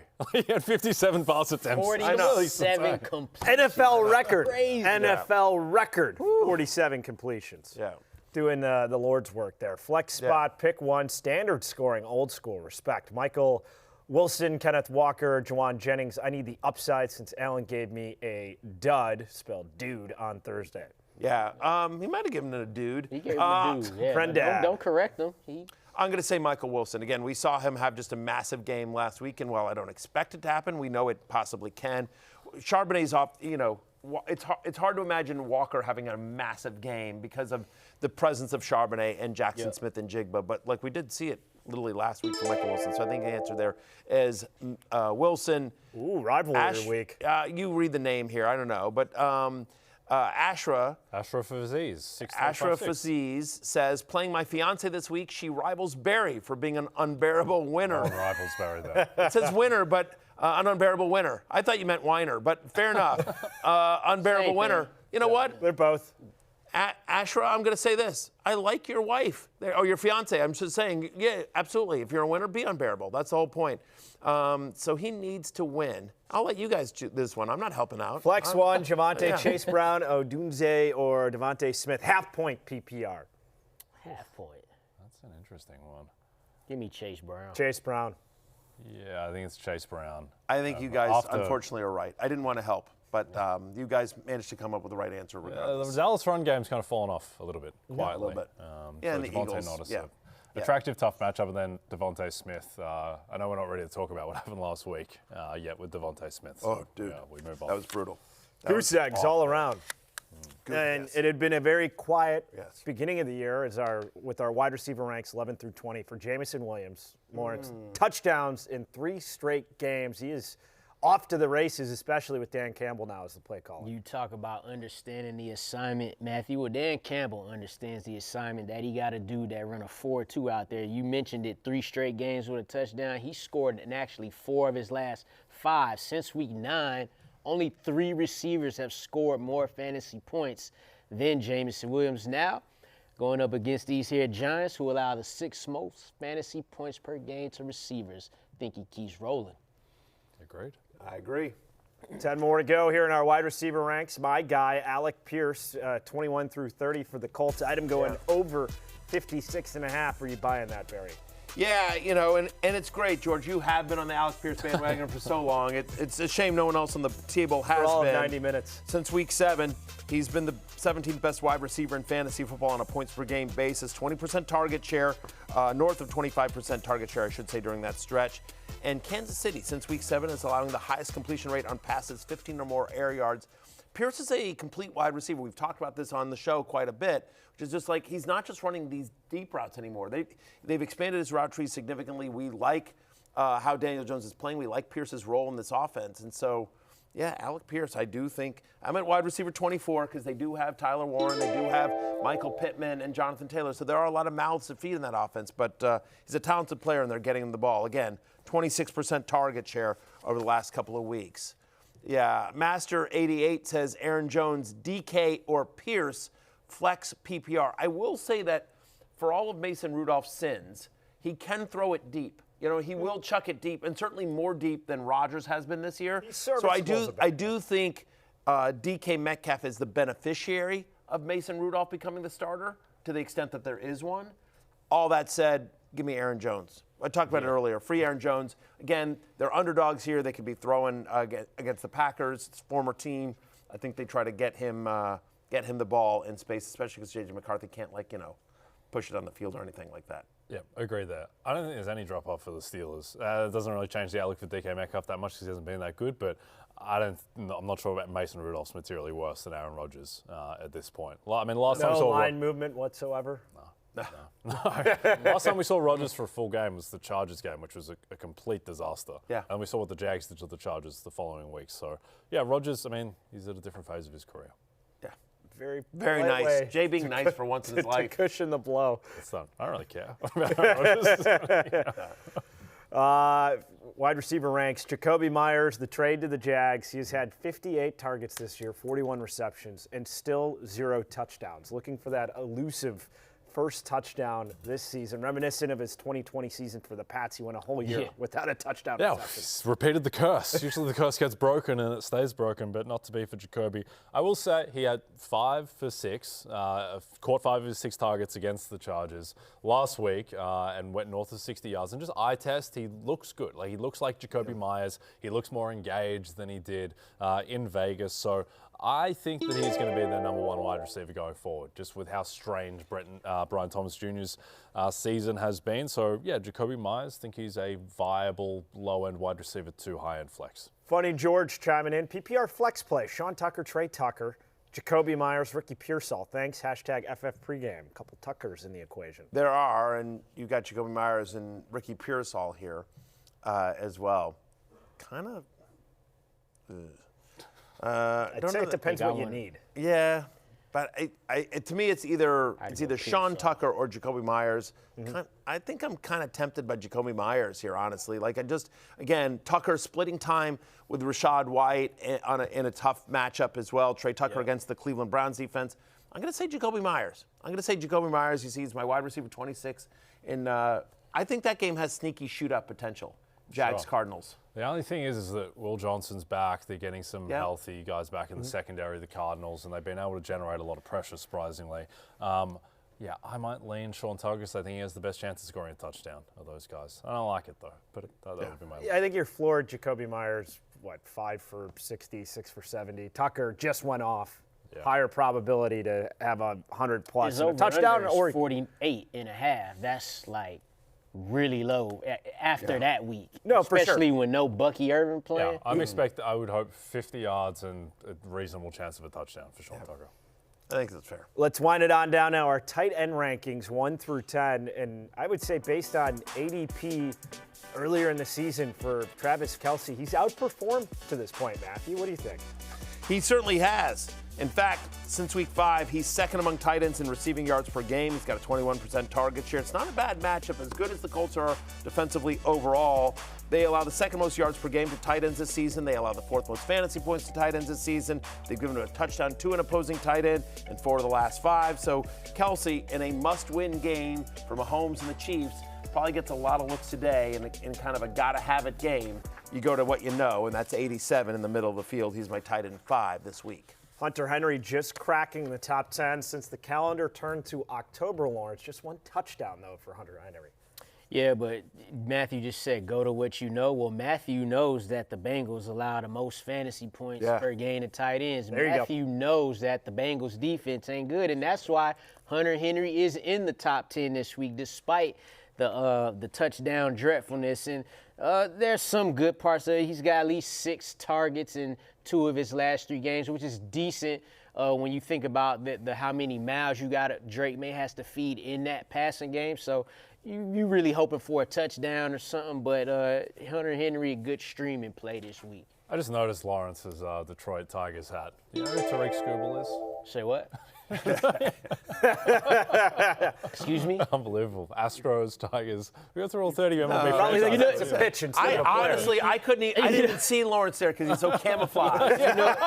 You don't want to mistake him for big game. I know, exactly. It's like, Jay always get me with these baseball players. He never says anybody like Darryl Strawberry or Frank Thomas, Kirby Puckett. That's because they haven't played. You know what I'm going to start doing to Jay? I'm going to start naming NFL players from 1991 and see if he knows, because he wasn't born yet. True. I'm pretty sure he's naming current Major League Baseball players is the problem. Yeah, that's besides the point. Right. To be fair, I did go fairly niche with Tariq Skubal, back-to-back Cy Young winner.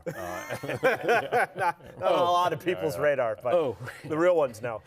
Question here, Travion Henderson or Hunter Henry in the flex? It's Trevor. It's what?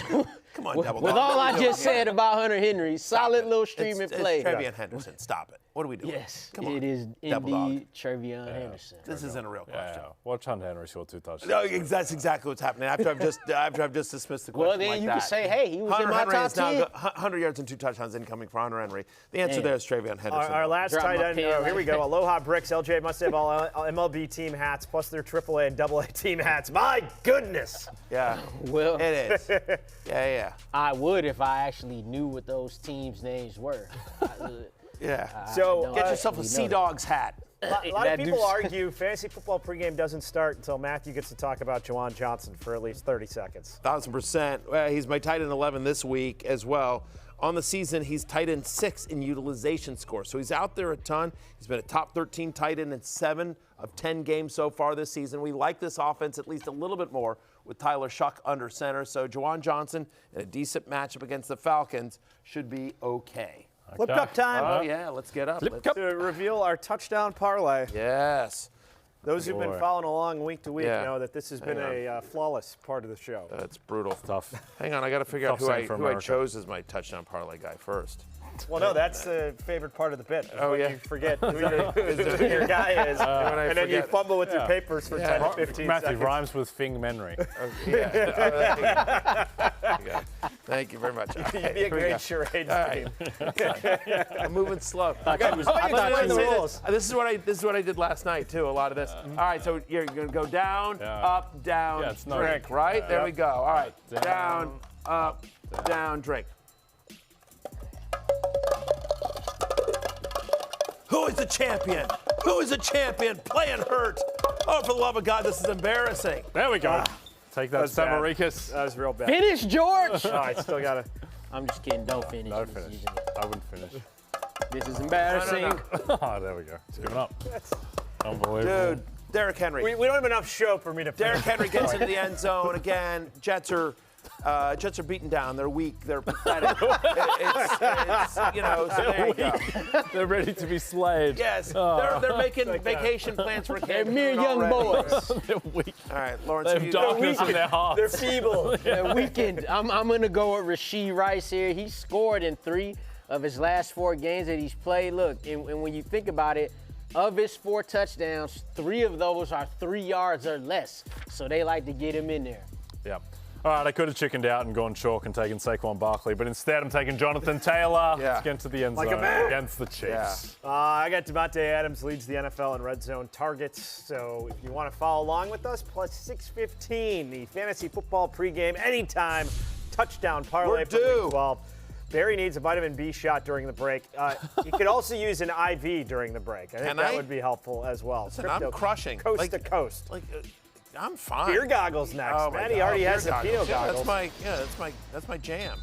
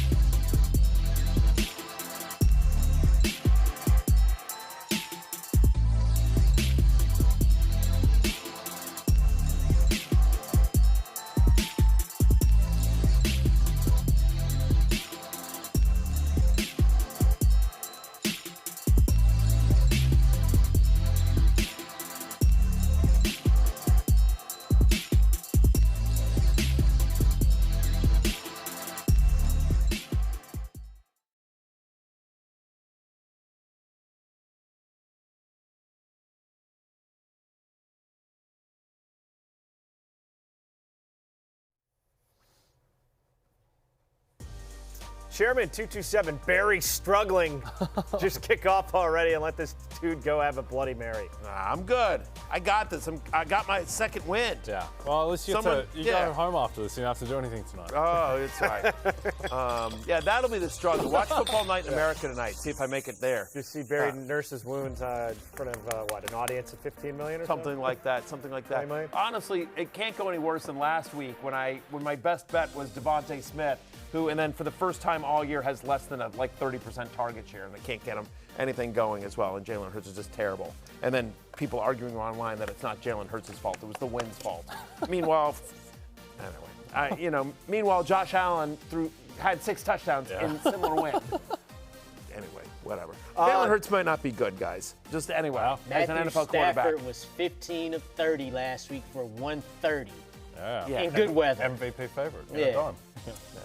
Beer goggles on a scale of 1 to 5 beers. Yes. What would it take for you to start these players? Again, it should be. We should change it to Pinot Grigio goggles because I am impervious to beer. Everyone I smell a knows. sponsorship coming. Last night, your boy Matty had a couple of Pinots. Anyway, 2 beers. I'll play along with the premise. Well, I got to here. set up the game. Oh, sure. Okay, go ahead. So we got the Browns and Raiders, and then the players, so they know who your, Tourette's is just kicking in, and you're yelling 2 beers. Quinshon Judkins, how many beers? Just get this on. Get on with this, for the love of God. All right, yeah, 2 beers for Quinshon Judkins. All right, we happy now, everyone? There we go. Quinshon Judkins, as you may have heard, his quarterback is Shedeur Sanders. Anyway, 2 beers for Quinshon Judkins. I mean, like, the workload should be there. I think if you're Kevin Stefanski, you do not want Shedeur Sanders throwing the ball here. You want to give it to Judkins. He's had at least 17 touches in 7 of his 8 completed games. Raiders are giving up at least 100 yards rushing to a running back in 3 of their last 4 games. Now, concern here is that, like, he's not involved in the passing game, right? And the Browns have the 3rd lowest implied team total in Week 12. Candidly, I'm surprised it's not the lowest. So, we think this is going to be a fairly low-scoring game. Does Judkins get into the end zone? He's not really involved in the passing attack either. So he's my running back 20, 2 beers. I think you're starting him, but you lower expectations a little bit for him in this game. You said Kevin Stefanski doesn't want Shedeur Sanders starting? I don't think he wants No. to pass. He doesn't want him passing. He's not lying. He played Dylan Gabriel the first 10 weeks. That shows you he wants Dylan Gabriel throwing the passes. Now, You want Shedeur passing. How many beers? Of course I want him passing. I need 4 beers to start him, though. I mean, look, man. It's a rookie starting his first game versus a team that got Max Crosby barreling down his neck. They just got lit up by the Cowboys. That's right. Yeah, well, the Cleveland Browns offense ain't nothing the like the Cowboys. Cowboys. Over under 35.5. So, yeah, I think I like Shedeur down the line, not today. 4 beers for me to start Shedeur. Wow. I took him out in the League of Assholes, put Jameis Winston in there because he was free. It's a really good move. Listen, I'm one of the realistic Shedeur folks, so I'm just 4 beers. Enough said, Lawrence. Enough said. And Trey Tucker for you, Jay. I'm one of the realistic Trey Tucker guys. 4 beers for Trey Tucker as well. He is a wide receiver 1 on an NFL team. I started him in the League of Assholes. Yeah, so he's He had a touchdown last week. But there's nothing else you can really say about this offense. Tough matchup against the Browns, and don't want any part of anything Geno Smith related. It is putrid. Fair enough. Giants, Lions, Jared Goff. Yeah. How many brewskis? 1 beer, nothing. I mean, basically, stone cold sober. I mean, Giants allow passing touchdown at the highest rate in the league over the last 4 weeks, right? Since week 6, New York is allowing 25 fantasy points per game to opposing quarterbacks. That's most in the National Football League. Jared Goff at home in the Dome after last week's embarrassment. I think they're going to get after it. I think you're going to see it's a big game for Amon-Ra, big game for Jameson Williams, big game for both running backs as well. No Laporta, unfortunately, but Jared Goff, he's my QB7 this week. 1 beer. I'm sober. Nothing, a beer. I could be driving down the street, it's nothing. Don't do that. Don't do that. No, I know. It's illegal. Kids at home. I'm just joking. I love a guy. I'm Matthew just Berry saying. told me to drink a beer. You know? Go for a joyride. No, it's just just drive with your knees and you drink a beer. Yeah, we got the bit. We got the bit. Start Jared Goff on the other hand. Disclaimer, do not do this at home. Yeah, do not do that at home. I'm joking, for the love of God. Tyrone Tracy, big yardage numbers since last start. Waiting for the touchdowns to follow, Lawrence. That's why 2.5 beers for me. He gave up the touchdowns to Motor Singletary last week, but 23 touches, 139 scrimmage yards. 4 for 51 of that was receiving yards, and they're playing the Lions. They could be behind, and in that case, they would go Tyrone Tracy, the former receiver. We got Jameis stealing the Wandale, Jay. Yeah, so the bad news is Wan'Dale Robinson is only set at 52.5 receiving yards. The good news is they expect at DraftKings that it's going to take him 6 receptions to get to 52.5. I think he has that kind of divergence is about as kind of tight as you get for a player in the app. So 6 for 52, 11 points, some chance of a touchdown, 3 beers for Wan'Dale Robinson. Would be pretty on brand for the guy last year, set the NFL record with 90 receptions and less than 700 receiving yards. So Great record to have. There is a track record for why they set that number. Steelers and Bears, Rome Odunze. Yeah, 2.5 beers, sort of in the middle. Would want to be kind of buzzed, because you don't feel great about it, right? He's been under 7 fantasy points in 4 of the past 6 games. They've really started to go more run heavy, right? They just don't want Caleb throwing. It doesn't seem like. George, you're the resident Bears fan, but I will say, if there's a positive that you can sort of hang your hat on here with Odunze, he's had only 2 games this year where his target share has been below 21%. So when they do throw, they are throwing to Odunze quite often. And the Steelers have allowed 15 or more fantasy points to a wide receiver in 4 of the past 5 games. So if you're telling me at least one wide receiver here gets 15 points against Pittsburgh, it's likely Rome Odunze.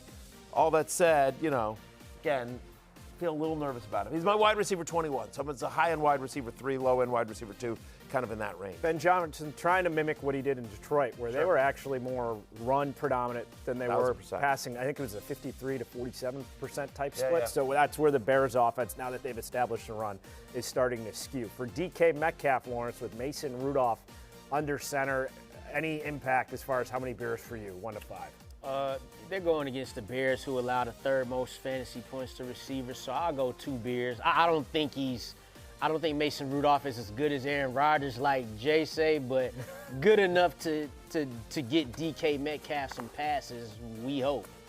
Different stage of his career when you have a 4-time MVP and a career backup, and you're like, yeah, not neutral right now. I don't think there's a big gap. No, I don't think anyone's really. Yeah, it's definitely not a bigger much. gap than it was like 3 years ago. I'm definitely with you with that there. Jalen Warren for the Steelers and the Bears, all 3 starting linebackers are out, and half of their secondaries out. They got 5 defensive starters who are missing this game. Jalen Warren, DraftKings projects him for about 80 total yards and a 50% chance of a touchdown. And that is like a high-end RB2. So 1 beer for Jalen Warren, starting him with confidence. Yeah, I agree. Last game, Jags and Cardinals, Jacoby Brissett. I mean, he's everything you would want in a kind of garbage pickup this point of the season and a stat stuffer in all these blowout games. 1.5 beers for Jacoby Brissett, who understands the assignment. He's my QB9 this week. But by the way, since he's taken over the starter, he's QB4. That's right. On a points-per-game basis, he's the 4th best quarterback in fantasy over the last 5 weeks. He's never finished below a top 12 quarterback for the week in any of his 5 starts either. So there's a high floor there, along with a ceiling. 5 of the last 6 quarterbacks to face the Jaguars this year have scored 20 or more fantasy points. Jacoby Brissett understands the assignment. 5 starts, 2 touchdowns every start. 10 Every start. TDs, 3 Money picks. in the bank. So it's like what you get each and every week with Jacoby Brissett. Bam Knight with the Cards. I said he emerged. How many beers would you need with Amari DiMercato? Well, like one of you guys said earlier, he is the guy who's going to get the touches. So I'll say 2.5 beers, but even still, last week, 9 touches, 43 yards. Thankfully, he got got a touchdown for the first time in like a month. So 2.5 beers because he's the guy, or should be the guy. And our final player, Jacoby Myers, how many beers would you need, Jay? 3 beers for Jacoby Myers, set 55.5 receiving yards. I think that's what you can expect from Jacoby Myers, straddling the fringe between wide receiver 2 and wide receiver 3, so you certainly do worse. Barry hurting a bit, so just 7 beers this time. 11 beers for Jay, 11 beers for Lawrence. Makes sense that you take your foot off the gas. You got to slow down at some point. Yeah, at some point. Almost half my beers is on Shador. Yeah. a lot of your beer portfolio allocated to having to watch Shador Sanders today. So we're going to go to pickup lines now. You guys, What you guys got? feel a little loosey-goosey. DraftKings Sportsbook is where you can follow these. And Lawrence battling back now to 4-6. He's only picked up Barry 4 times. Jay, woof. Understatement. Yeah. 3 and 8. You guys, tough week last week for I think both of you guys. No. He hit. Lawrence, yeah. Because remember, Titans see. always been Lawrence the has under hit on like 2 or Titans. 3 in a row now. You're right. Okay, what do you got? Well, you're high on Derrick Henry this week, right? I am. And if he's to have that game, how long do you expect to see him? Keaton Mitchell, 25 rushing yards. That's at plus 121, right? He's had at least 31 rushing yards in 3 of his last 4 games, including 2 straight. Now, in that span, he's had carries of 22 and 25 yards, and they already worked him in the neutral game script. Yeah. He's already getting in there. So if the Ravens get up, then expect more Keaton Mitchell. So 25 yards for the speedster. Okay. Matthew, by some measures, the Cincinnati Bengals defense without Trey Hendrickson is the worst defense in the history of the NFL. By some measures. By some measure. And they have the worst pass defense in the league. Drake May, longest completion over 37.5 yards. He didn't hit against the Jets, but he hit 5 weeks in a row before that. And a big part why he didn't hit it last week was no Kayshon Boutte. Kayshon Boutte's back. He'll hit one deep ball against the Bengals. I like both those. Yeah, that close. But you know what? I'm gonna. I'd rather bet against the Bengals than that Keaton Mitchell gets 25 yards. So I'm going home with Jay on this one. The Aussie, you can't say no to him. That's his 7th time this year. He's whispered sweet nothings in your ear. You know, when I think of Thanksgiving, gentle lover. Yeah. Matthew, I think of this, the annual tradition, the National Dog Show, presented by Purina. Yeah. Kicks off at noon on NBC. Nearly 2,000 of the top dogs in the country compete for the title of Best in Show. I wonder if you could bet on that. That would be fun. That would happen.